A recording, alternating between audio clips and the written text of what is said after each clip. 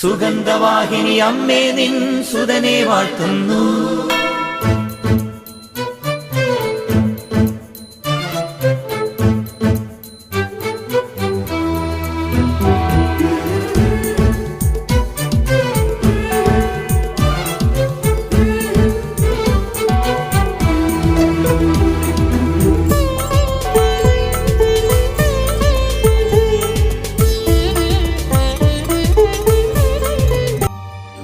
സ്നേഹമുള്ള സഹോദരങ്ങളെ, പ്രഭാതവന്ദനം. ഇന്നലത്തെ സുവിശേഷം പോലെ ഇന്നത്തെ സുവിശേഷം അതിൽ വളരുന്ന ഒരു കാര്യമാണ്. ദൈവരാജ്യത്തിൽ വളർന്നാൽ ദൈവം നമ്മുടെ കൂടെ ഉണ്ടാവും, അല്ലേ? ദൈവരാജ്യത്തിലാണെങ്കിൽ ഞാൻ ദൈവത്തിൻ്റെ രാജ്യത്തിലാണ്, അല്ലേ? ദൈവത്തിൻ്റെ രാജ്യത്തിലായാൽ എന്താണ് സംഭവിക്കുക?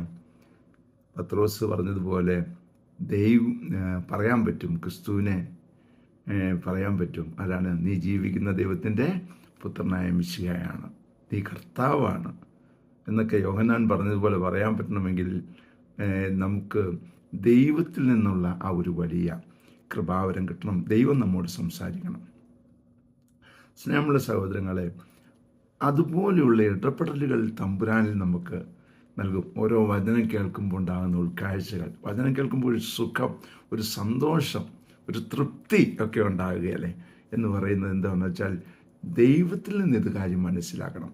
അതിന് ദൈവം എൻ്റെ കൂടെ ഉണ്ടാകണം. അതിന് പത്രോസിനെ പോലെ നമുക്കും ദൈവം നമ്മോട് സംസാരിക്കാൻ. അതുകൊണ്ടാണ് ഈശോ പറഞ്ഞത്, മാംസരക്തങ്ങളല്ല നിനക്കിത് വെളിപ്പെടുത്തി തന്നത്, ദൈവമാണ്, എൻ്റെ പിതാവാണ് ഇത് വെളിപ്പെടുത്തി തന്നത് എന്ന്. നീ ഇത് ആരോടും പറയരുതെന്ന് പറഞ്ഞതിൻ്റെ കാര്യം എന്താണെന്ന് അറിയാമല്ലോ, അല്ലേ? കാരണം നമുക്ക് ഓരോരുത്തർക്കും ദൈവം വെളിപ്പെടുത്തി തരണം. ദൈവം വെളിപ്പെടുത്തി തരണമെങ്കിൽ നാം ദൈവരാജ്യത്തിൽ വസിച്ചാൽ മതി. അതിനുള്ള കൃപാവനം ലഭിക്കട്ടെ പ്രാർത്ഥിക്കുന്നു. പരിശുദ്ധ അമ്മേ സഹായിക്കണേ. വിശുദ്ധ യോസേപ്പ് പിതാവേ ഞങ്ങൾക്ക് വേണ്ടി പ്രാർത്ഥിക്കണേ. പരിശുദ്ധാത്മാവേ എഴുന്നള്ളി വരണേ. പരിശുദ്ധ പരമ ദിവ്യകാരുണ്യത്തിന് എന്നേരവും ആരാധനയും സ്തുതിയും പുകഴ്ചയും ഉണ്ടായിരിക്കട്ടെ. ആമേൻ. നമ്മുടെ കർത്താവായ യേശുക്രിസ്തുവിന്റെ കൃപയും പിതാവായ ദൈവത്തിന്റെ സ്നേഹവും പരിശുദ്ധാത്മാവിന്റെ സംസർഗവും സഹവാസവും സ്നേഹവും ശക്തിയും കൃപയും എല്ലാ അനുഗ്രഹങ്ങളും സമൃദ്ധമായി നിങ്ങൾ ഏവരോടും കൂടെ ഉണ്ടായിരിക്കട്ടെ, ഇപ്പോഴും എപ്പോഴും എന്നേക്കും. ആമേൻ. സുഗന്ധവാഹിനി അമ്മേ നിൻ സുതനെ വാഴ്ത്തുന്നു.